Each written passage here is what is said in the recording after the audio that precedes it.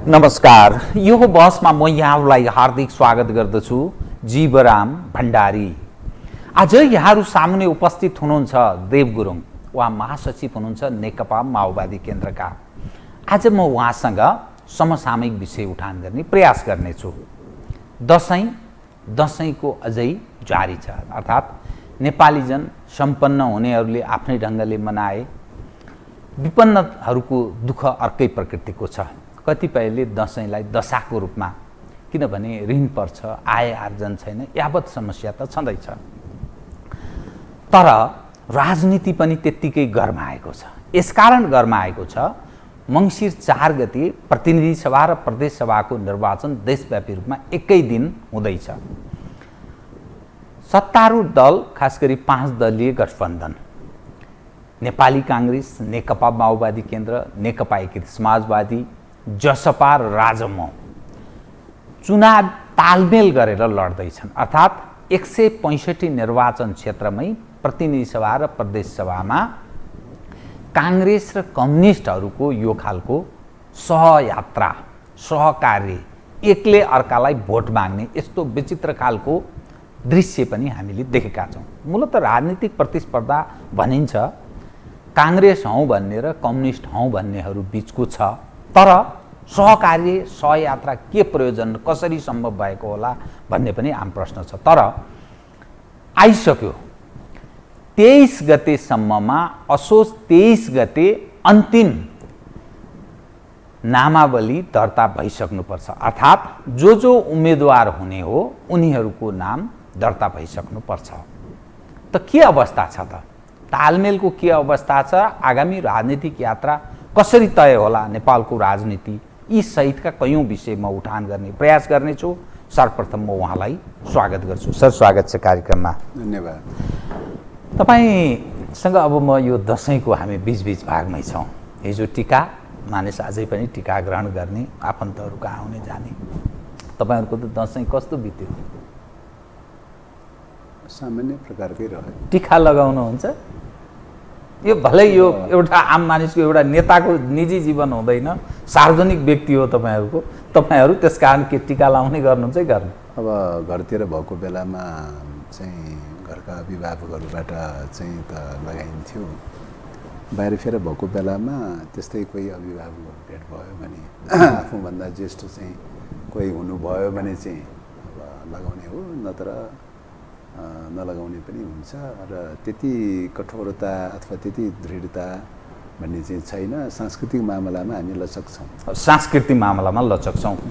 यो दसैँको बिचमा के भयो त तपाईँहरूको? किनभने चुनावको सम्मुखमा छ, सिट बाँडफाँडको ठुलो सकस उत्पन्न भएको छ। सत्तारूढ दलभित्र समस्याग्रस्त अवस्थाबाट गुज्रेको छ भनिन्छ। ठ्याक्कै यो म आज तपाईँसँग अलि सूचनामूलक प्रकृतिको यो संवाद गर्ने प्रयास गर्दैछु। के भयो? निर्वाचनको उम्मेदवारीको सन्दर्भमा अब सिट विन्यास गर्ने विषयमा झन्नै गत 1-1.5 महिनादेखि चाहिँ कुराकानीहरू चलिरहेको छ। कहिले धीमा गतिमा, कहिले अलिकति तीव्र गतिमा, यस्तै खालको चाहिँ बीचबाट आइरहेको छ। सुरुका चरणमा अत्यन्तै धीमा गतिमा थियो र बीचमा लामो समयसम्म ग्याप पनि भयो, कुराकानी पनि त्यति भएन। र पछिल्लो समयमा आइसकेपछि गत 2 दिनदेखि यता चाहिँ अलिकति तीव्र गतिमा छलफल चलिरहेको चाहिँ छ। र निश्चित रूपले अब हिजोसम्म अब यो 23 गते नोमिनेसन फाइल गर्नुपर्ने, अब कमसेकम चाहिँ 23 गते त अन्तिम हो, मनोनयन दर्ता गरिसक्नुपर्छ। अब 21 गतेसम्म कमसेकम आफ्ना दलहरूले उम्मेदवार त फिक्स गर्नु पर्यो। 22 गते त पठाउनै पर्यो चाहिँ। त्यसो भएको हुनाले चाहिँ कमसेकम 20 गतेसम्म चाहिँ यो सिट प्लानिङ चाहिँ फाइनल गरिसक्नुपर्छ। त्योभन्दा बढी चाहिँ हामीसँग टाइम छैन। त्यसो भएको हुनाले 20 गतेसम्म फाइनल गरिसक्नुपर्छ भन्ने स्पिरिटका साथ चाहिँ त्यही रफ्तारमा छलफल चलिरहेको छ। समस्या केमा भइरहेको छ? त्यो ठ्याक्कै सिट बाँडफाँडका के हिसाब किताब मिलेको छैन र अझसम्म प्रष्ट नभएको? अब यसमा चाहिँ अब निश्चय पनि आफ्ना आफ्ना दलहरूका माग दाबीहरू पनि हुने नै भए ती माग दाबीहरूको बिचको मिटिङ पोइन्ट खोज्ने कुरा हो, नेगोसिएसन भनेर भनेको मिटिङ पोइन्ट खोज्ने कुरा हो। अब यो सहमतिको पोइन्ट खोज्ने विषयमा अहिलेसम्मको चाहिँ गृह कार्यबाट मतलब सहमतिको नजिक चाहिँ पुगेको चाहिँ छ। मलाई लाग्छ करिबन 90% चाहिँ त सहमतिको नजिक पुगेको छ। त्यो नजिक भनेको के हो? सहमतिको नजिक त्यो अहिलेसम्मको कुराकानीको आधारमा आफ्ना दलहरूको माग दाबीको चाहिँ हिसाबले हेर्दाखेरि मिटिङ पोइन्टमा करिब 90% जति मिटिङ पोइन्ट देखिन्छ र बाँकी 10% जति अथवा सर्टेन केही सिटहरूमा नेताहरूले नेगोसिएसन गर्नुपर्ने, गिभ एन्ड टेक गर्नुपर्ने आवश्यकता देखिन्छ। यो अलिकति खुलेर म तपाईँको तर्फबाट आओस् भन्ने चाहन्छु। 165 निर्वाचन क्षेत्रमध्ये त्यसमा त्यसको ठ्याक्कै दोब्बर प्रदेश सभाको हुनेछ, त 165 जना प्रतिनिधि सभाका सदस्य निर्वाचन हुनुपर्छ। त्यसलाई आधार मानेर हेर्दा नेपाली कांग्रेसले कति दाबी गरेको, तपाईहरूको दाबी कति हो र माधव कुमार नेपालजी धेरै रिसाएर हिँड्नुभयो, धेरै अन्डर एस्टिमेट हामीलाई चाहिँ गरियो, मिनिमाइज गर्ने प्रयास गरियो, हामी केही होइनौँ जस्तो गर्ने प्रयास गरियो भन्ने सञ्चार माध्यममै आएको पनि छ। त्यसै गरी उपेन्द्र यादवजीको त्यस्तै असन्तुष्टि भनिन्छ। तपाईहरू र कांग्रेस बीच चाहिँ धेरै दूरी छैन, तर अरू साना पार्टीलाई चाहिँ धेरै पेलेको कुरा पनि आएको छ कि यो अलि स्पष्ट होस् भन्न चाहेको। यसमा अब यहाँ फल्ना दल ढिक्सना दलको कुरा भन्दा पनि चाहिँ अब यो सहमति र सहकार्य भनेर भनेको एक आपसमा सहमतिको मिटिङ पोइन्ट खोजेर चल्ने प्रक्रिया हो। अब आपसमा सहमतिको मिटिङ पोइन्ट खोज्ने भन्ने कुरा चाहिँ निश्चय पनि टाइम लाग्छ, समय लाग्छ भन्ने लाग्छ। त्यसले गर्दाखेरि चाहिँ अहिलेसम्म लम्बिएको अवस्था हो, अब त समय पनि छैन। त्यसो भएको हुनाले मलाई लाग्छ अब आज 20 गते चाहिँ ढिलो चाँडो चाहिँ फाइनल हुन्छ र चाहिँ अब सहमति भएको ठाउँमा अब सहमतिकै प्रक्रियाबाट अगाडि बढ्छ। एकाध स्थानहरूमा सहमति हुन सकेन भने अन्डरस्ट्यान्डिङमा फ्री प्रतिस्पर्धा पनि हुनै सक्दैन भनेर भन्न नसकेला। तर अब मैले अघि नै निवेदन गरेँ कि 90% भन्दा बेसी ठाउँहरूमा मोटामोटी रूपले सहमति भइसकेको छ। अब एकाध सिटहरूमा अब दलका नेताहरूको बिचमा अलिकति नेगोसिएसनको रूपमा कुराकानीहरू चलिरहेको छ। अन्तमा सबै सहमत हुन पनि सक्छ अथवा एकाध सिटहरू बाँकी रहन पनि सक्छ। तर जे होस् जे भए पनि आज त फाइनल गर्नुपर्छ भन्ने स्टेजमा पुगेको छ। त्यसो भएको हो यो कुरा नमिल्ने अनि आफ्नो ढङ्गले चुनाव लड्ने त्यो स्थिति त बन्दैन। यो अब यसको सम्भावना कति हो होइन भन्ने विषयमा हेर्दाखेरि अब राजनीतिमा असम्भवै भन्ने कुरा त होइन हैन। अब यो निर्वाचन भनेर भनेको एक प्रकारले राजनीतिक विषय पनि हो। राजनीतिक विषयमा कहिले दायाँ कहिले बायाँ उतार चढाव त भइरहन सक्छ। तर पनि अहिलेको राजनीतिक कोर्सलाई हेर्दाखेरि चाहिँ मलाई लाग्छ यो सहकार्य ब्रेक हुन्छ भन्ने चाहिँ लाग्दैन चाहिँ। अब सिटले मात्रै सबै निर्धारण हुन्छ त भन्दाखेरि सिटले मात्रै सबै निर्धारण त नहोला। सिट भनेको सांगठनिक पक्ष हो, त्यसले मात्रै सबै निर्धारण त नहोला भन्ने लाग्छ। तर पनि त्यसैमा चाहिँ अब अहिलेको परिस्थितिमा त्यसलाई चाहिँ अलिकति प्राथमिकताका साथ लिएर चाहिँ हेरि त राखेका चाहिँ छन्। राजनीतिक कोर्सको हिसाबले हेर्दाखेरि राजनीतिक घटना दुर्घटना परिघटनाहरू चाहिँ यो बिचमा त केही भएको छैन। त्यसो भएको हुनाले मलाई लाग्छ राजनीतिक कोर्समै अदलाबदली भयो भने त त्यो अलग विषय हो। राजनीतिक कोर्समा अदलाबदली नहुँदासम्म अहिलेको यथास्थितिमा रहँदासम्म चाहिँ मलाई लाग्छ अब यो मोर्चा नै तपाईँको तुरुन्तै ब्रेक भइहाल्ने प्रकारको स्तरसम्म हुन्छ जस्तो त लाग्दैन चाहिँ हैन। राजनीतिक कोर्स कुनै अदली बदली अर्को स्थिति हुन सक्ने कतै सम्भावना पनि छ। अब राजनीतिक कोर्स भनेर भनेको मुख्यतः चाहिँ तपाईँको अहिले हामीले हेर्ने कुरा भनेर भनेको मेजर दुईटा पोइन्टमा हेर्ने हो चाहिँ राष्ट्रियताको मुद्दा र डेमोक्रेसीको मुद्दामै हेर्ने हो चाहिँ हैन। अब यो दुईटा पोइन्टमा निश्चय पनि दलहरूका विभिन्न दलहरूको आफ्नो आफ्नो सोच सीमाहरू त रहन सक्ला। तर रहँदै पनि चाहिँ तपाईँको कमन रूपमा यो मोर्चा निर्माणको बेलामा कमन रूपमा जे मुद्दाहरूमा कमन कन्सेप्ट बनेको चाहिँ थियो, कमन कन्सेप्ट बनेका विषयहरूमा चाहिँ अब च्यालेन्जहरूको सन्दर्भमा कमन कन्सेप्ट जुन खालको चाहिँ एउटा मतलब डेमोक्रेसीमाथि चाहिँ अलिकति सङ्कट पैदा भएको छ, समस्या पैदा भएको छ, अहिले कमसेकम त्यसको रक्षा गर्नुपर्छ। राष्ट्रियतामाथि जुन सङ्कट पैदा भएको छ कमसेकम त्यसलाई यथास्थितिमा रक्षा गर्नुपर्छ भन्ने लगायतका मुद्दाहरूमा जे जति सहमति भएको चाहिँ छ, ती मुद्दाहरू ज्यूका त्यो नै चाहिँ यथावतै छन् हैन। त्यस कारणले गर्दाखेरि त्यो परिस्थिति यथावतै भएको हुनाले चाहिँ परिस्थितिमा चेन्ज नभइसकेको अवस्था भएको हुनाले चाहिँ मलाई लाग्छ मोर्चा नै चेन्ज हुने भन्ने प्रकारको चाहिँ मोर्चा कायम रहन्छ नरहला भन्ने लाग्छ तत्काललाई चाहिँ। अब भविष्यमा राजनीतिक रूपले अदलाबदली भयो, केही कोर्सहरू चेन्ज भयो भने त्यसले स्वाभाविक ढङ्गले मोर्चामा पनि प्रभावित गरिहाल्छ भन्ने लाग्छ। त्यो चुनाव पछिको कुरा कि चुनावभन्दा पहिलेकै कुरा तपाईँ गर्नु? अब त्यो जहिलेसुकै पनि राजनीतिमा त्यो सम्भावना रहिरहने कुरा, घटना परिघटनाहरूको सन्दर्भमा तरलताको अवस्था भएको हुनाले कुनै पनि टाइममा जुनसुकै परिघटनाहरू पनि घट्न सक्दैन भनेर त भन्न नसकेला हैन। तर अब अहिले चुनावको सङ्घारमा पुगिरहेको अवस्था भएको हुनाले चाहिँ यो अवस्थामा दलहरूले, सरकारले राजनीतिक कोर्सको सन्दर्भमा सायद अन्यथा कसैले पनि निर्णय गर्छ भन्ने लाग्दैन छ।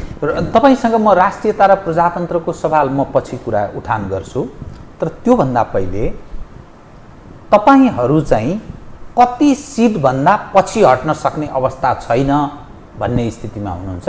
हैन, अब सिट जस्तो काङ्ग्रेसले सुनिन्छ नि 100 देखि 85, 85 देखि 100 को बीचको काङ्ग्रेस दाबी गरिरहेको छ। तपाईहरूको पनि त्यस्तै 40 देखि 65 सम्मको तपाईहरूको दाबी छ भनिन्छ। प्रतिनिधि सभाको म कुरा गर्दैछु, प्रदेश सभामा त्यसको दोब्बर होला। त यो स्थिति के कति हदसम्म तपाईहरू चाहिँ कति हद त्योभन्दा पछि हट्दैनौँ भन्ने जो सङ्ख्याको सुनाइदिनुहोस् न। हैन, अब यसमा यस्तो हो, अब यो कार्यदल बन्ने प्रक्रियामा अब शीर्ष नेताहरूले मापदण्ड त केही बनाउनु भएन।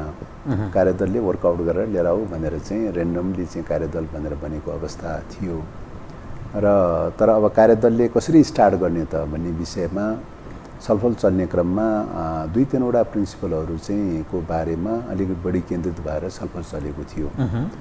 एउटा प्रिन्सिपल के त, एउटा मापदण्ड के त भन्दाखेरि स्टार्ट गर्नका लागि एउटा मापदण्ड के त भन्दाखेरि विगत कालको निर्वाचनमा, खास गरी 74 सालको निर्वाचनमा जसले जुन सिट प्राप्त गरेको थियो हैन, जहाँ प्रदेश सभातर्फ र सङ्घतर्फ अथवा प्रतिनिधि सभातर्फ जसले मतलब जुन सिट प्राप्त गरेको थियो सकेसम्म त्यही दललाई कायम राख्नु एउटा प्रिन्सिपल थियो।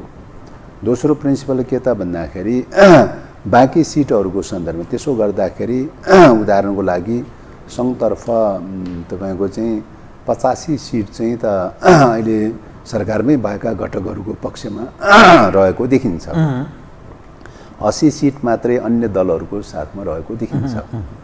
अब 85 सिटलाई जसको साथमा छ मोरली त्यसैलाई कायम राखौँ, बाँकी 80 सिटलाई चाहिँ के गरौँ भन्दाखेरि चाहिँ त्यसलाई विभाजन गरौँ। एउटा मापदण्ड विभाजन गर्दाखेरि कुन बेसमा विभाजन गर्ने त भन्दाखेरि चाहिँ अब मतभारको आधारमा 74 सालमा प्रत्यक्षतर्फको पनि मत हेरौँ, समानुपातितर्फको पनि मत हेरौँ। अब कतिपय ठाउँमा अदलाबदली भएको चाहिँ सङ्केत भएका ठाउँहरूमा अब स्थानीय निर्वाचनको पनि हुन त स्थानीय निर्वाचनको त्यति एकुरेसी त भेटिएन, तर पनि चाहिँ केही न केही आकलन गर्नका लागि रेफरेन्स त हुनसक्छ। यसरी हेर्दाखेरि चाहिँ 74 सालको र स्थानीय निर्वाचनका मतहरूको भारलाई हेरेर चाहिँ त्यो आधारमा फिक्स गरौँ। त्यसो गर्दाखेरि चाहिँ अब के देखिन्छ त भन्दाखेरि 74 सालको समानुपातिक तर्फको चाहिँ हैन, 74 सालको समानुपातिक तर्फको मतभारलाई हेरेर चाहिँ फिक्स गरौँ भनेर भनेको अवस्था हो। अब त्यसरी फिक्स गरौँ र अब त्यसपछि 23 सिट मात्रै जितेको छ, फुच्चे पार्टी छ विगतको 74 को चुनावमा। यसमा पनि अब त्यसपछि अर्को कुरा, तेस्रो कुरा के हो त भन्दाखेरि चाहिँ 5 दलीय सहकार्य भएको चाहिँ छ। यो प्राविधिक तथ्याङ्कले मात्रै सबै कुरा फाइनल त गर्दैन चाहिँ। त्यसकारणले गर्दा 5 दलीय गठबन्धन रहेको अवस्थामा 5 दलको बिचमा आपसी सहमति खोज्नु पर्यो, सबैको चाहिँ एउटा सहकार्य भइरहेको अवस्थामा सबैलाई समेट्ने जुक्ति पनि निकाल्नु पर्यो र कतिपय ठाउँमा क्यान्डिडेटहरूले पनि प्रभावित पारिरहेका हुन्छन्, त्यो पनि हेर्नु पर्यो। त्यसरी हेर्दाखेरि तेस्रो क्राइटेरिया चाहिँ के हो त भन्दाखेरि चाहिँ नेताहरूको गिभ एन्ड टेकको आधारमा चाहिँ मिलाउनु पर्ने देखिन्छ। यसरी हेर्दाखेरि करिबन चाहिँ तपाईँको 70देखि 80% चाहिँ सेरोफेरोमा चाहिँ तपाईँको यो प्राविधिक वर्कआउटको आधारमा पनि चाहिँ आउन सक्छ, मोटामोटी त्यसको सेरोफेरोमा आउन सक्छ, मिल्न सक्छ। बाँकी सिटहरूको सन्दर्भमा चाहिँ नेताहरूले नेगोसिएसन गरेर हल गर्नुपर्छ हैन भनेर भनिएको अवस्था हो। यसरी हेर्दाखेरि करिबन 4 खण्डमा 3 खण्ड जति चाहिँ लगभग चाहिँ यो प्राविधिक खालको मतभार पुराना सिटहरू आदि कुराको आधारमा पनि चाहिँ निर्कुल गर्न सकिने देखिन्छ। बाँकी चाहिँ 25 या 20% जति अन्दाजी त्यसको सेरोफेरोमा चाहिँ तपाईँको नेताहरूले नेगोसिएसन गर्नुपर्छ भनेर चाहिँ मोटामोटी रूपले त्यो कन्सेप्टबाट चाहिँ सुरु भएको अवस्था हो। त्यो कन्सेप्टबाट सुरु भएको अवस्था भएको हुनाले चाहिँ पुराना सिटको आधारमा चाहिँ पनि एउटा सङ्ख्या आउने कुरा भयो, एउटा त्यो भयो। दोस्रो कुरा चाहिँ तपाईँको 74 सालको मतभारकै आधारमा हेर्दाखेरि पनि समानुपातिकतर्फकै मतभारकै आधारमा हेर्दाखेरि सबैभन्दा काङ्ग्रेसको लिडिङ कोरमा भएको हुनाले चाहिँ उहाँले बढी सिट चाहिँ बाँकी 80 सिटबाट त स्वतः बढी सिट त पाउने कुरा भइहाल्यो चाहिँ हैन, उहाँले स्वतः बढी सिट पाउने कुरा भइहाल्यो चाहिँ। अब बाँकी सिटहरूको सन्दर्भमा दलहरूले लिएर आएको समानुपातिक रेसियोको आधारमा चाहिँ के प्लस चाहिँ त अवश्य हुन्छ हैन, थोरै प्रतिशत भयो भने प्लस त अवश्य हुन्छ।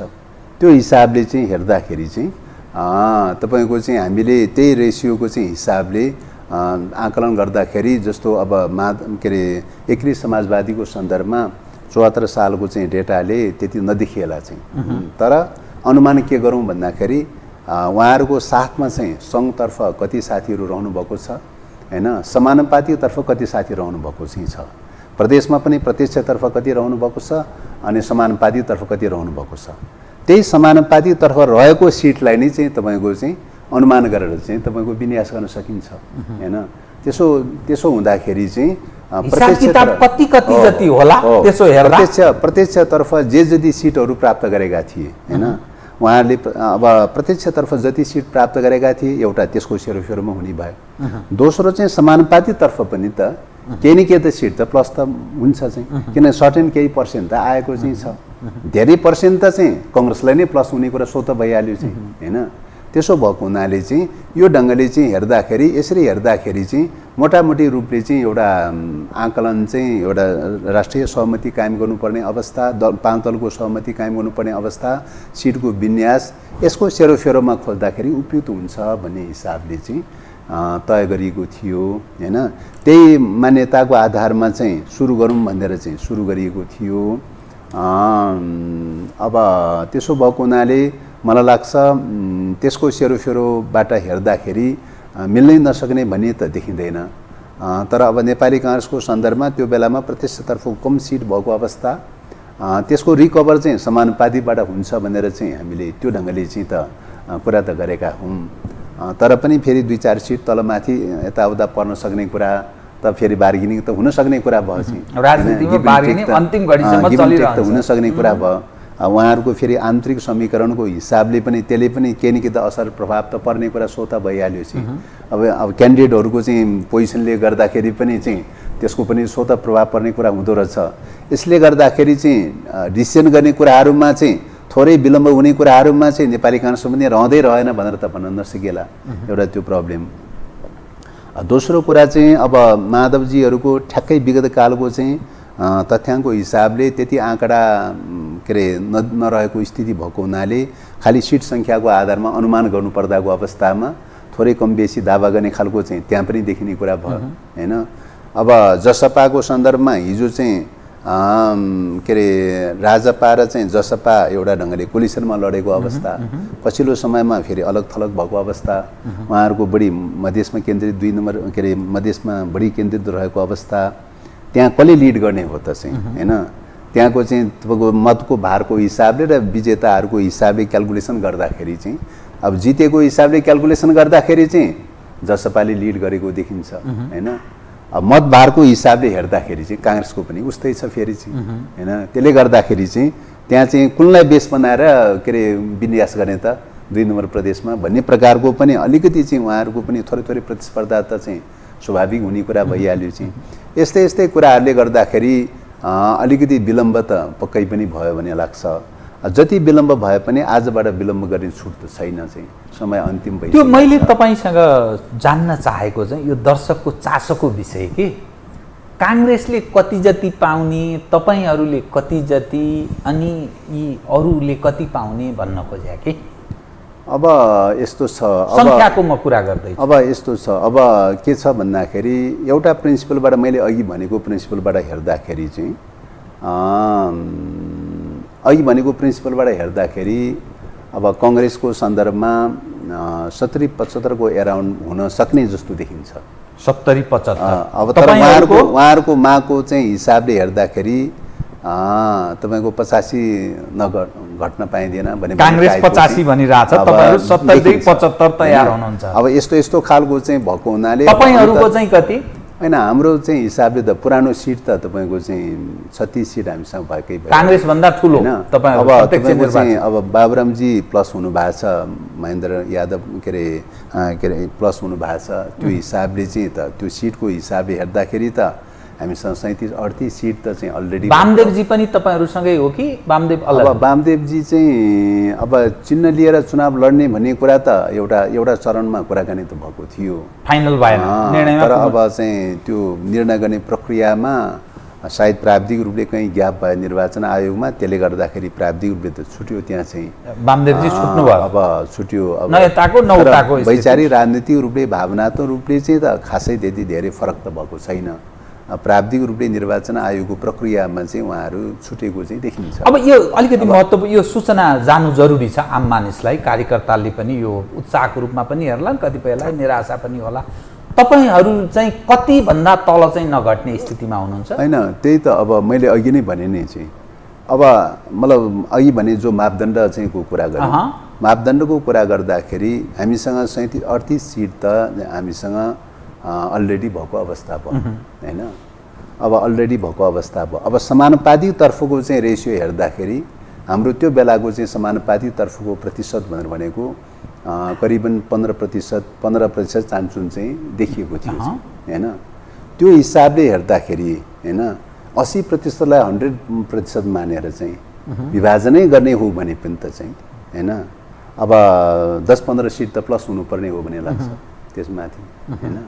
त्यसो भएको हुनाले चाहिँ 38+15 अब त्यसो भएको हुनाले चाहिँ अब त्यसको एराउन्डमा चाहिँ अब मिटिङ पोइन्ट खोज्नुपर्ने हो भन्ने लाग्छ होइन। अब यो त्यो देखिन्छ। त्यसकारणले ती सिटहरूको सन्दर्भमा चाहिँ आफ्ना माग दाबी र अब यथार्थ स्थिति के छ, कहाँ जित्न सकिने सम्भावना हुन्छ, जित्न सकिने निर्वाचन भनेको त कसरी जित्न सकिने भन्ने पनि हेर्ने कुरा भइहाल्यो चाहिँ। यो पोइन्टबाट हेर्दाखेरि चाहिँ थोरै तलमाथि हुनै सक्दैन भन्ने कुरो भएन। त्यसो भएको हुनाले यो चाहिँ फेरि नेताहरूले गिभ एन्ड टेक गर्ने विषय हो भनेर चाहिँ भनेका छौँ र त्यही केही सर्टेन सिटहरूको सन्दर्भमा नेताहरूले गिभ एन्ड टेक गर्ने क्रममा अलिकति टाइम चाहिँ विलम्ब भएको अवस्था हो भन्ने लाग्छ। बाबुरामजीलाई कति दिने तपाईँहरूले? बाबुरामजी तपाईँहरूको पार्टीमा अब के सम्बन्धको मानिस हो? उहाँ के माओवादी केन्द्रकै मानिस हो कि तपाईहरूको चुनाव चिन्ह तपाईँहरूको नारामा के मानिस हो? अब अहिले अब चुनाव चिन्ह चाहिँ गोलाकार भित्रको हँसिया हथौडा लिएरै चाहिँ तपाईँहरूको चुनाव चिन्हमा लड्ने भन्ने कुरा भएको हुनाले चाहिँ अब चुनाव चिन्हको बारेमा त्यो नै निर्वाचन आयोगमा दर्ता भइसकेको हुनाले त्यो त चित्र क्लियर नै छ होइन। पार्टीगत रूपले ठ्याक्कै मर्ज भएर एउटै पार्टी बनिसकेका त छैन। दिने चाहिँ कति सिट उहाँलाई? अब उहाँहरूले अब त्यही त अब कति सिट भन्ने कुरा त अब एउटा नेगोसिएसनको आधारमा संवादको आधारमा फिक्स हुने कुरा हो। विगत कालमा उहाँले चाहिँ 2टा सिट त उहाँहरूको रहेको अवस्था हो होइन। फेरि पनि न्यूनतम 2टा सिट दावा गर्ने कुरालाई त फेरि त्यति धेरै अन्यथा भन्ने कुरा त आउँदैन चाहिँ होइन। त्यस कारणले गर्दाखेरि 2 सिट दिने सवालमा बाबुरामलाई 2 सिट दिने सवालमा नेकपा माओवादी केन्द्र सालाखाला सहमत छ। त्योदेखि बाहेकको सवालमा त्यो त तपाईँको सामान्यतया अहिलेसम्म बनेको चाहिँ तपाईँको प्रिन्सिपलहरूको आधारमा छोटो मोटो प्रिन्सिपलहरूको आधारमा छलफलको स्पिरिटको आधारमा पनि चाहिँ कसैलाई पनि एक्सक्लुड गर्नु हुँदैन भन्ने मान्यता नै हो होइन। सबैलाई कुनै न कुनै ढङ्गले समेट्नुपर्छ होइन। उसले माग दाबी गरेको सिट अनुसारको ट्याक्कै होला नहोला त्यो एउटा पाटो भए, तर कसैलाई पनि एक्सक्लुड गर्नु हुँदैन होइन। समेटेर लैजानुपर्छ भन्ने मान्यता नै हो चाहिँ। त्यसो भएको हुनाले 5 दलसँग कुनै न कुनै ढङ्गले जोडिएका चाहिँ कुनै न कुनै ढङ्गले जोडिएका साथीहरूको सन्दर्भमा घटकहरूको सन्दर्भमा सबैलाई नै कुनै न कुनै ढङ्गले समेटेर लैजानुपर्छ भन्ने कुरा नै हो। अब हामी त अझ चाहिँ तपाईँको सहमति या डेमोक्रेसी अवलम्बन गर्नुपर्छ भन्ने क्रममा चाहिँ निर्वाचनको प्रणालीलाई पनि अलिकति नयाँ मोडेलबाट लगेर लैजाउँ, नयाँ मोडेलबाट निर्वाचन। त्यो नयाँ मोडेल भने के? अब नयाँ मोडेल भनेको चाहिँ अब अहिलेको यो फर्स्ट पोस्ट द पास अथवा प्रत्यक्षको प्रणाली जो छ हैन, पहिलो हुने निर्वाचित हुने भन्ने जो प्रणाली छ, यो प्रणाली कति डेमोक्रेटिक हो त भन्ने क्वेसन चाहिँ हो। हिजो विगत कालमा आजभन्दा 100-150 वर्ष पूर्वको स्थितिमा सामन्तवादको एउटा प्रबुद्ध भएको अवस्थामा निर्वाचन प्रणालीलाई चाहिँ, निर्वाचनको पद्धतिलाई चाहिँ एक प्रकारले निषेध भइरहेको अवस्थामा चाहिँ त्यो बेलाको सन्दर्भमा यो प्रणाली एक हदसम्म प्रगतिशील प्रणाली मान्न सकिएला हैन। तर चाहिँ अब अहिलेको परिस्थिति भनेको चाहिँ के हो त भन्दाखेरि चाहिँ सैद्धान्तिक रूपले निर्वाचन प्रणाली एक्सेप्ट भइसकेको अवस्थामा अहिलेको परिस्थिति भनेको तपाईँको सोसाइटीको हिसाबले पनि चाहिँ विविधतायुक्त सोसाइटी छ हैन। अब राज्य राष्ट्र भनेको त सबैको चाहिँ सगुल रूपमा जोडेर चाहिँ राष्ट्र बन्ने हो चाहिँ। सबैलाई कुनै ढङ्गले न कुनै ढङ्गले प्रतिनिधित्व गराउनु जरुरी छ, एउटा पोइन्ट त्यो। दोस्रो चाहिँ तपाईँको अब विचारहरूको विकासको श्रृङ्खलाको क्रममा चाहिँ तपाईँको विविध प्रकारका विचारहरूको पनि विकास भइरहेको चाहिँ छ। विविध प्रकारका वर्गहरू हुँदाखेरिको अवस्थामा स्वाभाविक ढङ्गले विचारहरू पनि विविधतामा आउँछ चाहिँ। विविधतायुक्त हुने भएको हुनाले त्यसले मल्टी पार्टीको चाहिँ आकर्षण गर्छ, मल्टी पार्टी डेमोक्रेसीको आकर्षण गर्छ, विभिन्न दलहरू खडा हुन्छ हैन। अब ती दलहरू चाहिँ कुनै न कुनै ढङ्गले ती सबै दलहरू जोड्न सक्यो भने न बल्ल राष्ट्र बन्ने हो, सबै विचारहरू जोड्न सक्यो भने न राष्ट्र बन्ने हो। त्यसो भएको हुनाले चाहिँ सबै विचारहरूलाई पनि प्रतिनिधित्व गर्ने मोडल चाहिन्छ। त्यसकारणले कम्युनिटी बेसिसमा पनि सबै कम्युनिटीलाई प्रतिनिधित्व गर्ने खालको, दलको हिसाबले पनि सबै दललाई प्रतिनिधित्व गर्ने खालको सिस्टम भनेको त अहिलेको परिवेशमा अहिलेसम्मको डेभलप भएका चाहिँ निर्वाचन प्रणालीहरू मध्येमा सापेक्षिक रूपले पूर्ण समानुपाती निर्वाचन प्रणाली नै चाहिँ सापेक्षिक रूपले वैज्ञानिक देखिन्छ। पूर्ण कम्प्लिट समानुपातिकमा जाने, निश्चित रूपले पार्टी लड्ने, पार्टी लड्ने, दल लड्ने, व्यक्ति नलड्ने, दलगत हिसाबले पनि समानुपातिक र तपाईँको चाहिँ कम्युनिटी बेसिसमा पनि पपुलेसनको रेसियोमा पनि समानुपातिक चाहिँ यो मोडेलबाट लान सक्यो भने मात्रै हामीले राष्ट्रलाई युनिफाइड गर्न सक्छौँ। अहिलेको परिस्थितिमा यो मोडेलबाट जान सकिएन भने चाहिँ, यो निर्वाचन प्रणालीलाई अवलम्बन गर्न सकिएन भने फर्स्ट पोस्ट द पासले चाहिँ तपाईँको एकले अर्कोलाई निषेध गर्ने प्रकारको जो प्रणालीबाट गइरहेको छ, त्यसले राज्यलाई विखण्डन गर्ने, विभाजन गर्ने, आन्तरिक रूपले कमजोर पारिदिने र प्रकारान्त रूपले चाहिँ नेपाललाई चाहिँ तपाईँ राज्यलाई चाहिँ राष्ट्रलाई लिक्विडेसनमा लैजाने दिशातर्फ खतरा देखिन्छ।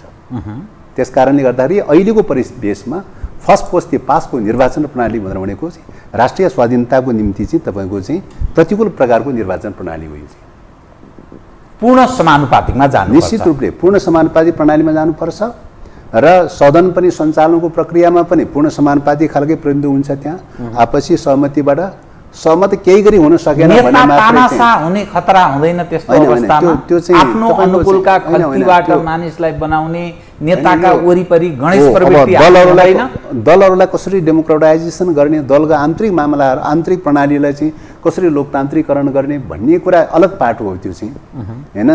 त्यसको लागि दलहरू सम्बन्धी चाहिँ नियमावली बनाऊँ, कानुन बनाऊँ, ऐन बनाऊँ हैन, राज्यले अनुगमन गरौँ, निरीक्षण गरौँ हैन। कति डेमोक्रेटिक खालको प्रणाली अवलम्बन भएको छ छैन हेरौँ चाहिँ। डेमोक्रेटिक खालको प्रणाली अवलम्बन भएको छैन भने दल खारिज गर्न सक्ने प्रावधान छ, दललाई निषेध गर्न मतलब दललाई पनिसमेन्ट गर्न सक्ने प्रावधान छ हैन। त्यस कारणले दललाई चाहिँ तपाईँको नियन्त्रण गर्ने कुराको चाहिँ कानुन बनाएर गर्न सकिन्छ नि त। दलको प्रणालीलाई कसरी सुधार गर्ने अनि राष्ट्रपतीय प्रणालीको पनि कुरा गर्नु भएको थियो एकपटक। यो त राष्ट्रपतीय प्रणालीको कुराको बारेमा हो, निश्चित रूपले हो। अब प्रत्यक्ष निर्वाचन गर्ने हो भने हैन, प्रत्यक्ष निर्वाचन गर्ने हो भने कार्यकारी प्रमुखको हुन्छ, त्यहाँसम्म निर्वाचन गर्ने कुरा एउटा हुन सक्छ हैन, त्यहाँसम्म हुन सक्छ चाहिँ। त्यस कारणले गर्दाखेरि अब राष्ट्रपति बनाउने कि या प्रधानमन्त्री बनाउने कि कसलाई बनाउने कार्यकारी प्रमुख हैन, त्यहाँसम्म चाहिँ तपाईँको प्रत्यक्ष रूपले निर्वाचन गर्न सक्ने कुरालाई चाहिँ त अन्यथा भन्न मिल्दैन चाहिँ हैन। तर टोटालिटीमा के त भन्दाखेरि सबै वर्ग क्षेत्र समुदायहरूको चाहिँ समुचित प्रकारको राज्यमा प्रतिनिधित्व गराउने मोडलबाट खोज्ने हो भने व्यवस्थापिकामा पनि त्यही मोडल खोज्नुपर्छ, कार्यपालिकामा पनि त्यही मोडल खोज्नुपर्छ, मन्त्री परिषदमा पनि त्यही मोडल खोज्नुपर्छ।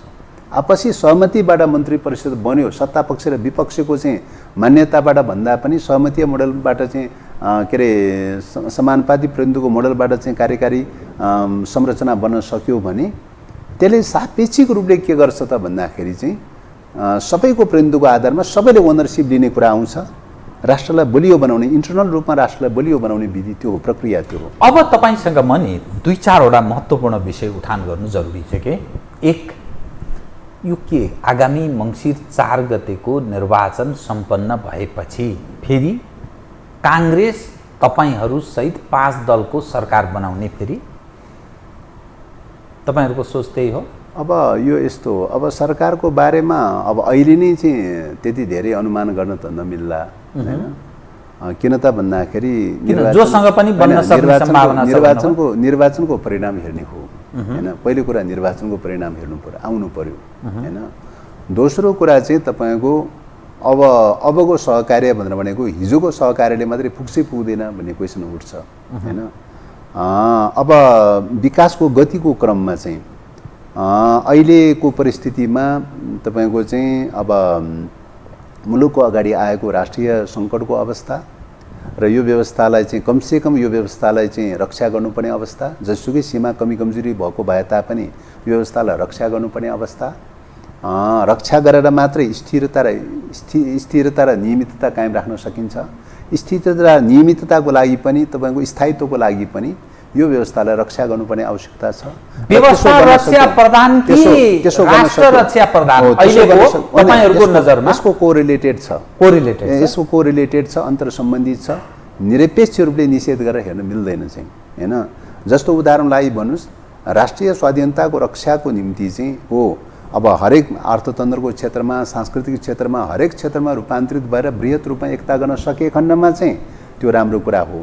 तर त्यसो नहुँदासम्मको अवस्थामा, सङ्कट आइपरेको अवस्थामा, गम्भीर प्रकारको सङ्कट आइपरेको अवस्थामा तत्काललाई आन्तरिक रूपमा चाहिँ तपाईँको स्थिरता र स्थायित्व नै राष्ट्रलाई बचाउने एउटा विधि हो, एउटा प्रक्रिया हो। स्थिरता र स्थायित्वको निम्ति जे सिस्टम स्थापित भएको छ अहिले चाहिँ त्यो सिस्टम जसुकै चित्त नबुझे तापनि राष्ट्रिय सुरक्षाको निम्ति चाहिँ त्यो सिस्टमलाई चाहिँ तपाईँको रन गर्न जरुरी छ। अहिले रेगुलर कोर्समा लैजान जरुरी छ।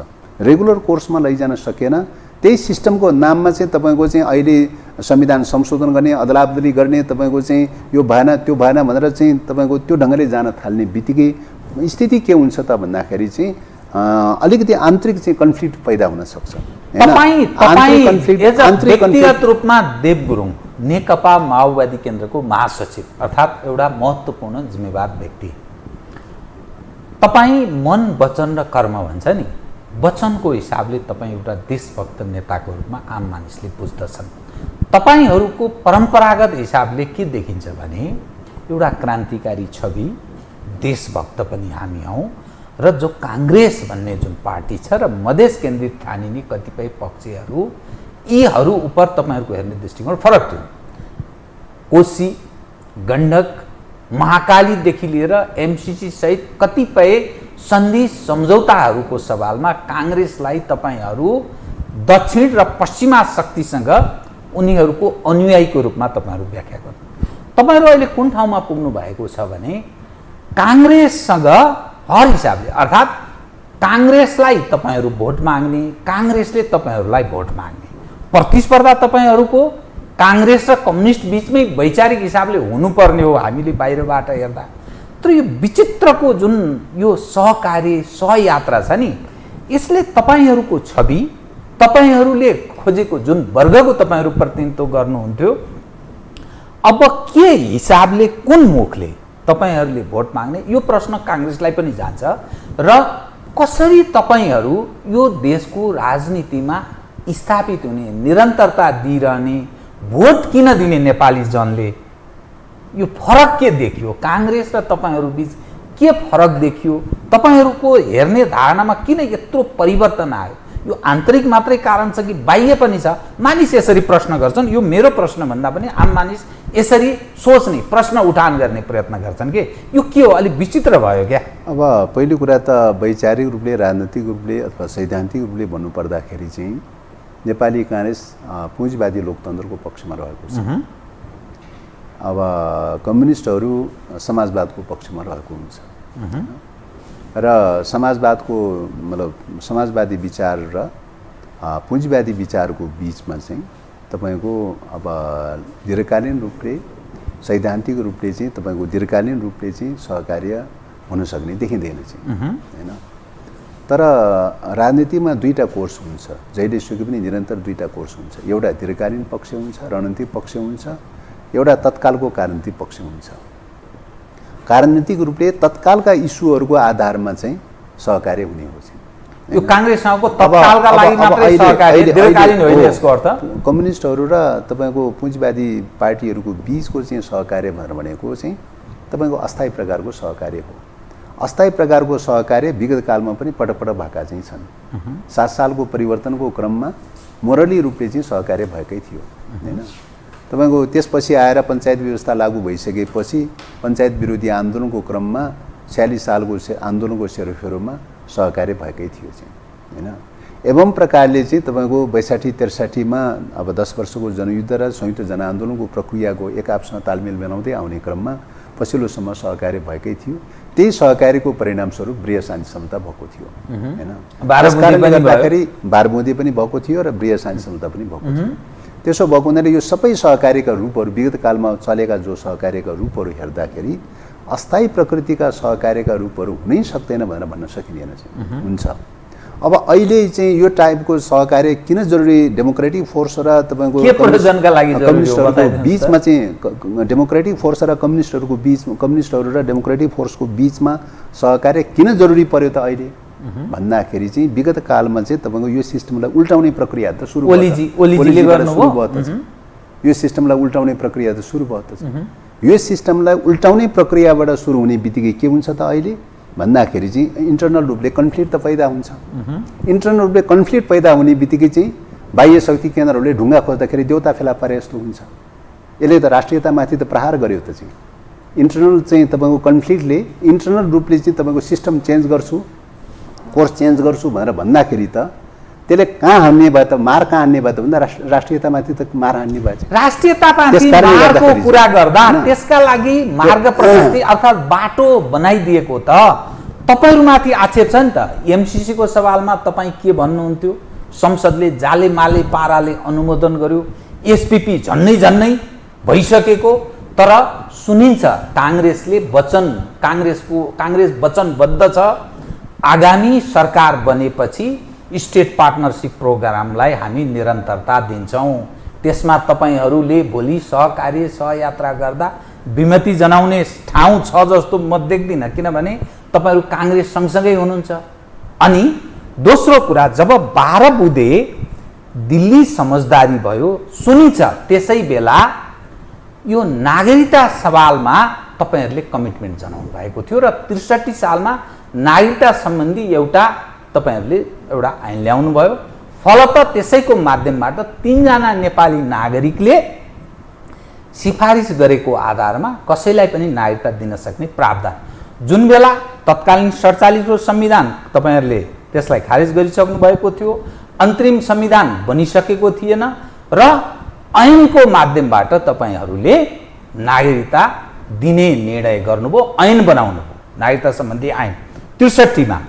र अहिले राष्ट्रपति विद्यादेवी भण्डारीले नागरिकता सम्बन्धी जुन विधेयक प्रमाणीकरण हुनबाट रोकिन्, त्यस उपर फेरि तपाईहरुले विरोध जनाउनु भयो। त्यो विरोध किन जनाउनु भयो भने 12 बुँदेमै तपाईहरुको सहमति भयो अथवा कमिटमेन्ट, तपाईहरु वचनबद्ध हुनुहुन्थ्यो हामी नागरिकता दिन्छौं तिमीहरुका केही प्रावधानलाई हेरेर ख्याल गरेर, अर्थात् अलिक खुलेर भन्दा दक्षिणतर्फका मानिसहरूलाई उनीहरूलाई हल्का हलुको खुकुलो बनाउँछौं। त्यो कमिटमेन्टको यो निरन्तरता यसरी हेर्दाखेरि राष्ट्रियताको संरक्षणको जो तपाईं कुरा गरिरहनु भएको मेल खाँदैन। एमसीसी आयो, एमसीसी माथि संशय छ, त्यसैगरी स्टेट पार्टनरशिप प्रोग्राम भोलि कांग्रेससँग तपाईहरु सहकार्य गर्दा भोलि अवश्य त्यसलाई वचनबद्ध छ कांग्रेस भन्ने सुनिन्छ। अमेरिकन निकटका हामी हौं भन्ने मानिसहरु नै त्यो दाबी गरिरहेका छन्। अर्कोतर्फ नागरिकता सम्बन्धी यसरी हेर्दा कहाँ देखिन्छ सर? अब यसमा चाहिँ तपाईको हेर्ने कसरी हो त भन्दाखेरि राष्ट्रियताको मुद्दालाई एउटा दुईटा घटनाक्रममा मात्रै सीमित राखेर हेर्न मिल्दैन चाहिँ, समग्रतामै हेर्नुपर्छ। अब एमसीसी को प्रश्न, एसपीपी को प्रश्नको जो कुरा उठाउनु भयो, एमसीसी को प्रश्नको बारेमा कहाँबाट चुक्दै आयो त, कहाँबाट चाहिँ तपाईँको मिस्टेक हुँदै आयो भन्ने कुरा जगजाहेर नै छ हैन। पहिलो कुरा सम्झौता गर्ने बेलामा सायद चाहिँ सबै पाटा पक्षहरू ध्यान पुर्याउन सकेन, मिस्टेकहरू निरपेक्षले हुनै सक्दैन भन्ने कुरा होइन, हुन सक्थ्यो। तर पनि जे जति मिस्टेक भएको भए तापनि त्यो केवल सरकारले गरेको एग्रिमेन्ट मात्रै थियो हैन। संसदले सन्धि ऐन बनाइसकेको अवस्था थिएन चाहिँ, सन्धि ऐन बनाउने कुरा पनि थिएन चाहिँ। तर पछिल्लो समयमा सन्धि ऐन बनाउने भनेर निर्णय गर्यो, सदनमा लगेर सन्धि ऐन बनाउने भनेर निर्णय गर्यो। ओलीजीकै पालामा क्याबिनेटको बैठक बसेर त्यो निर्णय गरिदिनु भयो हैन। त्यसले गर्दाखेरि पार्लिमेन्टमा गयो चाहिँ हैन। पार्लिमेन्टमा गइसकेपछि चाहिँ तपाईको चाहिँ स्थिति परिस्थिति कस्तो भयो त भन्दाखेरि हामीले त संशोधन नगरिकन हुँदैन भनेर भनिरहेका चाहिँ थियौँ। तर दुईटा दलको बिचमा, दुईटा मेजर दलको बिचमा, अपोजिसन र सत्तारूढ पक्षको दुईटा मेजर दलको बिचमा सहमति भइसकेपछि कमा र फुल स्टपसम्म पनि संशोधन गर्न सकिँदैन र त्यसलाई जस्ता तस्तै रूपमा पास गर्नुपर्छ भनेर सहमति भइसकेपछि तेस्रो दलले रोक्न सक्छ सक्दैन चाहिँ हैन। तपाईँ सिधै देख्न सक्नुहुन्छ, गणितीय हिसाबले पनि सहजै ढङ्गले अनुमान गर्न सक्नुहुन्छ। एउटा पोइन्ट थियो। त्यस्तो परिस्थितिमा चाहिँ तपाईँको चाहिँ 12 बुँदे घोषणापत्र तयार गरेर त्यो चाहिँ घोषणापत्र चाहिँ जारी गरेर चाहिँ तपाईँको चाहिँ त्यसको साथमा मात्रै एट्याच गरेर एउटा स्टेप क्रिएट गर्ने भन्ने कुरा त चाहिँ यो पनि त यो कोणबाट पनि हेर्नु पर्यो नि हैन। तर दुईटा दलको चाहिँ तपाईँ लार्जेस्ट पार्टीको पोजिसन अनुसार त कमा फुल स्टप पनि गर्ने कुरा थिएन, संशोधन गर्ने कुरा थिएन। घोषणापत्र त झन् टाढाको विषय थियो हैन। टाढाको विषय हुँदा हुँदै पनि चाहिँ तपाईँको के भयो त भन्दाखेरि त्यो 12 बुँदे घोषणापत्र त समावेश भएको छ त। 12 बुँदे घोषणापत्र समावेश भएको अवस्थामा त्यसको चाहिँ सन्दर्भमा हामी कति लड्न सक्छौँ सक्दैनौँ, पछाडिको सन्दर्भमा कति पहल गर्न सक्छौँ सक्दैनौँ भन्ने कुरा एउटा पाटो भयो, भविष्यको पाटो भयो। तर त्यसले चाहिँ राष्ट्रिय स्वाधीनताको पक्षमा, कुनै पनि सैन्य गतिविधिमा संलग्न नहुने पक्षमा, पञ्चशील असंलग्न आन्दोलनमा दृढ रहेर चाहिँ लड्ने बाटो त एउटा त देखाएको छ त। त्यसले त सदनले नै पारित गरेर एउटा बाटो त देखाएको छ त। त्यसकारणले त्यसलाई वास्ता गरेन, त्यो पोइन्टमा चाहिँ त्यो अनुमोदन यो ठीक छ रेस्पोन्स त गरे देखिदैन। किन गर्थ्यो र त, उ त किन गर्थ्यो र त हैन। त सबै कुरा चाहिँ राष्ट्रियताको हितको पक्षमा भएको कुराको बारेमा सल्लकै चाहिँ अमेरिकाले स्वीकार गरिदिएको भए त अमेरिकाको यो खालको चाहिँ तपाईँको विश्वव्यापी क्रिटिसाइज नै हुने नै थिएन त हैन। स्वाधीनताको पक्षमा उभिदिएको भएदेखि त क्रिटिसाइजको विषय नै हुने थिएन, आलोचनाको विषय नै हुने थिएन चाहिँ हैन। स्वाधीनताको पक्षमा नउभिकन चाहिँ स्वाधीनताको प्रतिकूल ढङ्गले गतिविधिहरू सञ्चालन गरेको कारणले गर्दाखेरि न यो खालको चाहिँ च्यालेन्ज पैदा भइरहेको छ। त्यसो भएको हुनाले चाहिँ अब पछिल्ला घटनाक्रमहरूको सन्दर्भमा हामीले 12 बुँदेको सवालमा कति अडान लिन सक्यौँ सकेनौँ, क्रियान्वयनको पाटोमा कति पहल गर्न सक्यौँ सकेनौँ, एउटा पाटो भयो, त्यो समीक्षाको पाटो भयो। तर सदनबाट पारित हुने प्रक्रियाको चाहिँ क्यालकुलेसन गर्नुहोस् त। दुईटा लार्जेस्ट पार्टी चाहिँ सहमत भइसकेपछि अरू त चान्स त त्यति सम्भव त थिएन नि। संविधान 47 को संविधान निलम्बनमा राखेर 63 मा त्यो जुन गरियो नि नागरिकता, त्यो नागरिकतामा म आउँदैछु हैन। एउटा पाटो त्यो। दोस्रो कुरा एसपीपी को बारेमा निश्चित रूपले त्यो बेलामा सबै दलहरूको बिचमा सहमति भयो, सहमति भएकै आधारमा त्यो रोकिएको अवस्था हो हैन। र एसपीपी सैन्य सम्झौता भएको हुनाले त्यो सम्भव छैन। कुनै पनि नामबाट जुनसुकै रूपबाट आएको भए पनि त्यो कन्टेन्ट चाहिँ अन्तर्निहित रहेका विषयहरूमा चाहिँ हामी एग्रिमेन्ट गर्न सक्दैनौँ भनेर भन्दै आइरहेको अवस्था हो। तर कांग्रेस वचनबद्ध छ रे फेरि भविष्यमा कसैले त्यो प्रकारको एग्रिमेन्ट गर्न खोज्यो हैन, कसैले त्यो ढङ्गले जान खोज्यो भनेदेखि त त्यो विषय त फेरि सतहमा आउँछ नि त। सतहमा आउँछ, बहस, माओवादी केन्द्र चाहिँ मान्दैन त्यसलाई, सतहमा आउँछ, बहस हुन्छ, त्यो बेलामा छलफल हुन्छ हैन। हामीले कुनै पनि प्रकारको सैन्य एग्रिमेन्ट चाहिँ अहिले गर्न सकिँदैन। अहिलेको राष्ट्रिय अन्तर्राष्ट्रिय परिवेशको जो सन्दर्भ छ त्यो अवस्थामा हामी असंलग्न आन्दोलनको पक्षमा छौँ, पञ्चशीलको पक्षमा छौँ हैन। कुनै पनि प्रकारको सैन्य गठबन्धनमा जान सकिँदैन भन्ने कुरा नै हो। त्यसो भएको हुनाले सैन्य गठबन्धनमा कोही जान खोज्यो भनेदेखि त त्यो बेलामा त्यही ढङ्गले मूल्याङ्कन हुन्छ, त्यही बेलामा समीक्षा हुन्छ। अहिले नै पूर्व अनुमान गरेर चाहिँ तपाईँको चाहिँ टिका टिप्पणी गर्ने कुरा त बेठिक हुन्छ। त्यसो भएको हुनाले चाहिँ एसपीपी को बारेमा त्यो ढङ्गले बुझौँ भन्ने। अब नागरिकताको सवालको बारेमा चाहिँ अहिले जे जस्ता कुराहरू उठिरहेका चाहिँ छन्, नागरिकताको प्रश्नको बारेमा चाहिँ तपाईँको के हो त, मिस्टेकहरू कहाँबाट भएका हुन् त भन्दाखेरि यो अहिले मात्रै पैदा भएको समस्याको विषय त होइन। यो अहिले चाहिँ तपाईँको विवाद परेको, अहिले विवाद परेर जो नागरिकता विधेयक पास भएको छ त्यो त खालि चाहिँ तपाईँको चाहिँ वैवाहिक अङ्गीकृत नागरिकताको बारेमा मात्रै हो। वैवाहिक अङ्गीकृत नागरिकताको बारेमा विवाह पश्चात चाहिँ तुरुन्तै दिने कि अथवा टाइम फ्रेम राख्ने भन्ने कुराको विवाद परिरहेको अवस्था हो। विवादको बीचबाट चाहिँ त्यसलाई पनि एड्रेस गर्न पाए हुन्थ्यो भन्दै पनि विवादको बीचबाट चाहिँ त्यो एउटा प्रक्रियागत रूपले त्यो पारित भएर आएको अवस्था हो। जन्मको आधारमा चाहिँ जसले नागरिकता प्राप्त गरिसकेको छ तिनका सन्ततिलाई वंशजको नागरिकता दिनुपर्छ भन्ने कुरामा दलहरूको बिचमा मतभेद त देखिँदैन चाहिँ हैन। समस्या त त्यही पोइन्टमा हो नि। समस्या किन त्यो पोइन्टमा हो त भन्दाखेरि चाहिँ अब नेपालको नागरिकताको हिस्ट्री हेर्दाखेरि या त वंशजको नागरिकता हो नेपालमा या त अङ्गीकृत नागरिकता हो। दुईटा भन्दा तेस्रो क्याटेगोरी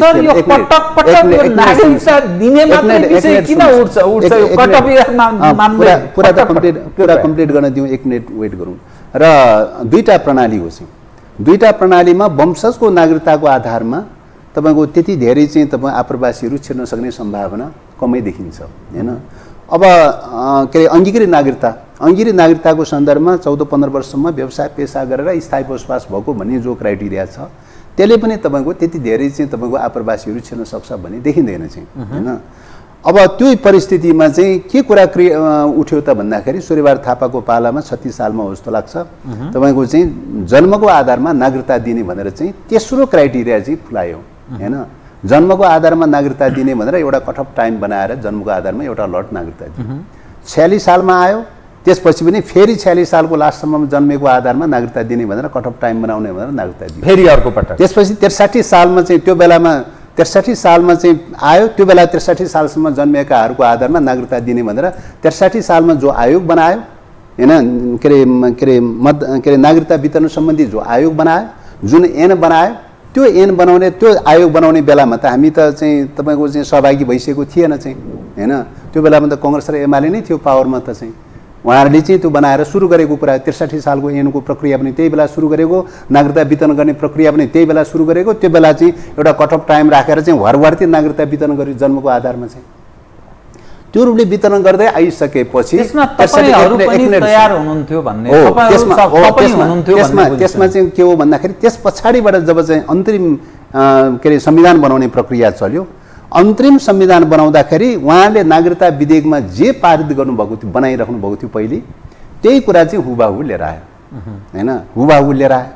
त्यो बेलामा हामीले त्यसलाई चेक एन्ड ब्यालेन्स गर्ने कुरामा, हामीले त्यसमा नियन्त्रण गर्ने कुरामा हामीले गर्न सकेनौँ।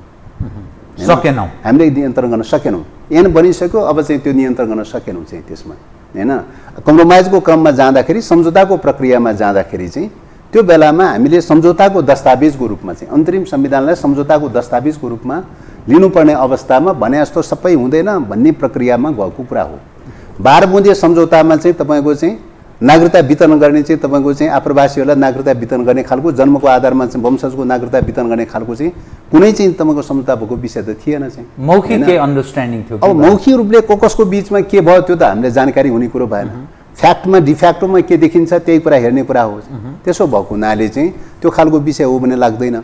एउटा पोइन्ट त्यो। अर्को कुरा 12 बुँदे सम्झौतामा चाहिँ तपाईँको बेठिक नै गरेको रहेछ भने पनि त्यो बेलामा अहिले भएका दलहरू त सबै सहभागी थिए त चाहिँ, मुरली त सबै सहभागी थिए, 12 बुँदेमा पनि सहभागी थिए, बृहस्पति सम्झौता पनि सहभागी थिए हैन। अन्तरिम के अरे त्यस कारणले गर्दाखेरि चाहिँ यो चाहिँ तपाईँको पाटोको बारेमा एउटा घटकलाई मात्रै दोष थुपार्ने कुरा अथवा चाहिँ माओवादीलाई मात्रै दोष थुपार्ने कुरा बेठिक हुन्छ भन्ने लाग्छ। हामी अन्तरिम संविधानमा चाहिँ ड्राफ्ट गर्ने बेलामा चाहिँ निश्चित रूपले हामी सहभागी भएकै हौँ हैन। बहसहरू चले, काफी हदसम्म बहसहरू चले, छलफलहरू बहसहरू भयो। लास्टमा चाहिँ अन्तरिम संविधान ड्राफ्ट गर्ने क्रममा चाहिँ रातारात चाहिँ तपाईँको चाहिँ अब नेताहरू बिचमा नेगोसिएसन गरेर चाहिँ जारी गरेको कुरा हो चाहिँ। त्यसो भएको हुनाले त्यसमा सीमाहरू छँदै थिएन भनेर भन्न सकिँदैन, सीमाहरू थिए। एउटा पोइन्ट त्यो। त्यसपछि दोस्रो कुरा चाहिँ तपाईँको 72 सालको संविधान ड्राफ्ट गर्ने बेलामा चाहिँ के भनेर बनियो त भन्दाखेरि चाहिँ त्यो संविधान जारी 72 सालको संविधान जारी गर्नुभन्दा अगाडि चाहिँ जन्मेकाहरूको आधारमा चाहिँ सबैलाई नागरिकता दिने र तिनका सन्ततिलाई चाहिँ तपाईँको के गर्ने भन्दाखेरि वंशजको नागरिकता दिने भनेर चाहिँ 72 सालको संविधानमा निर्णय भयो। 72 सालको संविधानमा त्यो निर्णय भयो। 72 सालको संविधानमा त्यो निर्णय भइसकेपछि अहिलेको चाहिँ चरण भनेको त संविधान संशोधनको चरण त होइन, अहिले त ऐन बनाउने कुरा मात्रै हो। ऐन बनाउने कुरामा त संविधानमा जे प्रावधान छ त्यसैलाई टिपेर ऐन बनाउने कुरा हो। त्योभन्दा अन्यथा बनाउने कुरो त आएन चाहिँ। त्यसकारणले अहिले चाहिँ जो आप्रवासीहरूको अतिक्रमणको कुरा जो गरिरहेको छ त्यसको सबभन्दा ठुलो पहल भनेको के हो त भन्दाखेरि चाहिँ जन्मको आधारमा नागरिकता दिने पहल नै सबैभन्दा ठुलो पहल हो चाहिँ हैन। त्यसकारणले हो जन्मको आधारमा नागरिकता दिनै हुँदैन भन्ने त होइन, दिन सकिन्छ, तर त्यो व्यापक रूपले छानबिन गरेर आप्रवासी रियल नेपाली नागरिक कति हुन्, आप्रवासी कति छिरेका चाहिँ छन्, त्यो कुरालाई बृहत रूपमा छानबिन गरेर चाहिँ त्यो छानबिनको आधारमा चाहिँ तपाईँको चाहिँ मात्रै चाहिँ तपाईँको नागरिकता दिनुपर्ने आवश्यकता हो भन्ने लाग्छ। तर त्यो छानबिन नगरिकन चाहिँ तपाईँको के गर्यो भन्दा 36 सालदेखि चाहिँ खोलेको चाहिँ जो होल हो, जो पाल हो, त्यो पाल भङ चाहिँ बढ्दै बढ्दै बढ्दै गएर चाहिँ 72 सालको संविधानसम्म आइपुग्दाखेरि पनि चाहिँ त्यो पाललाई अब वंशजमा परिणत गर्ने प्रक्रिया चाहिँ त्यो संविधानले गर्यो। त्यसकारणले सीमा र कमी कमजोरी छ भने त्यो संविधानमा छ, 72 सालको संविधानमा खोज्नुपर्छ, अहिलेको ऐनमा खोज्ने कुरा त होइन नि। अहिलेको चाहिँ विधेयकमा खोज्ने कुरा त होइन। लागेको छैन यो अलि हामी नागरिकता वितरणको सवालमा, दिने सवालमा अलि उदार भयौं, यसले मुलुक अलि संकटमा जान्छ त्यस्तो लागेको छैन।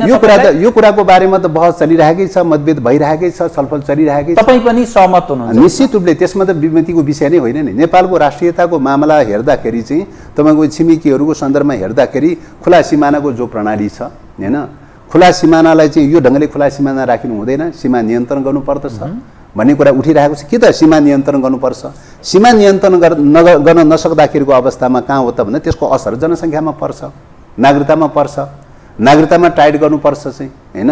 नागरिकतामा जन्मको आधारमा नागरिकता दिने प्रणाली र जन्मको चाहिँ आधारमा नागरिकता पाएकाहरूको वंशजको नागरिकता बनाउने खालको जो प्रणाली चाहिँ होलसोलमा जुन प्रणाली चाहिँ गयो चाहिँ हैन, रियल नागरिक हो कि होइन र चाहिँ तपाईँको आप्रवासी हो कि के हो भन्ने कुराको राम्रोसँग छानबिन नगरिकन चाहिँ हैन, छानबिन नगरिकन जुन पाल खुलाउने प्रक्रियाबाट गयो त्यसले चाहिँ च्यालेन्ज त पैदा भएको छ त, समस्या त पैदा भएको छ त। जनसाङ्ख्यिक अतिक्रमणको एउटा पाल त त्यो हो त चाहिँ हैन। त्यसो भएको हुनाले यो विषयमा ढिलै भए पनि भविष्यमा एउटा चाहिँ राष्ट्रिय सहमति जुटाउँदै फेरि आपसी सहमतिको आधारमा चाहिँ नागरिकता सम्बन्धी आवश्यक छानबिन गर्ने, मूल्याङ्कन गर्ने, विगत कालमा गरिएका नागरिकता सम्बन्धी वितरणहरू के कति चाहिँ वस्तुवादी भयो, रियल नागरिकले पाए कि अरूले पाए कि के भयो त्यो पनि छानबिन गर्न जरुरी छ।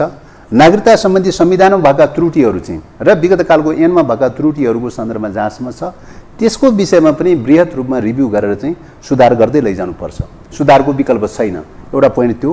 र दोस्रो कुरा चाहिँ अहिले राष्ट्रपतिले जो चाहिँ नागरिकता विधेयक जो रोक्नु भएको छ, यो नागरिकता विधेयकमा चाहिँ तपाईँको असहमति भएर रोकिएको विषय होइन। के हो अन्तर्वस्तुमा मतभेद त डेमोक्रेसीमा हुँदै हुँदैन भन्ने कुरा त होइन, डेमोक्रेसीमा मतभेद हुन सक्छ हैन।